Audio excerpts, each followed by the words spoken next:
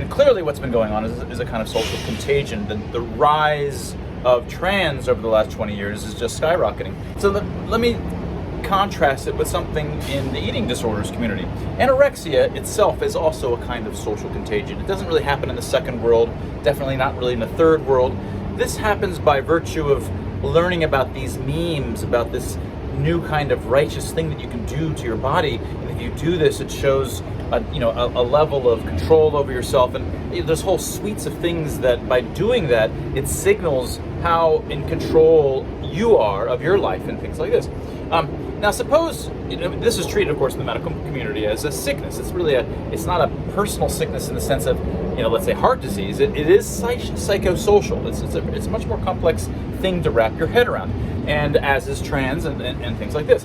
But imagine the medical community for anorexia said, okay, what we're going to do, since you really want to look like a skeleton, and often they do, they really fantasize about being a skeleton, having no flesh, having no fat.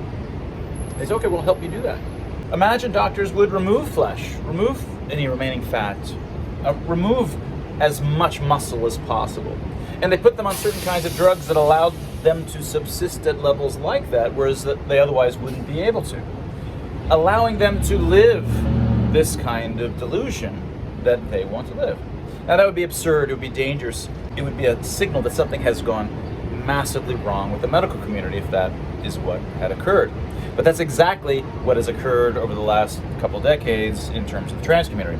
Even setting aside the overreach of moving into the world of minors and the trans push into women's spaces and women's sports, even setting that aside, the medical community I blame most of all.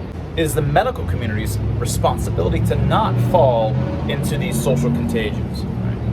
To have some kind of common sense that, look, you need just to be happy with the body that you have, and you can have whatever sexuality you want, but that's the body you were born with, right? And not create all of these post hoc justifications for why it's healthy for you to remove these bits and surgically install Frankensteinian bits instead.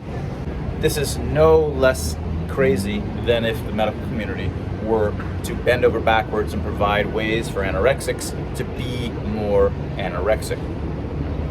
So more than the trans movement, I blame the medical establishment most of all. It's their responsibility to step back, have a big picture attitude towards this, and not fall into the very social contagions that the patients suffer from.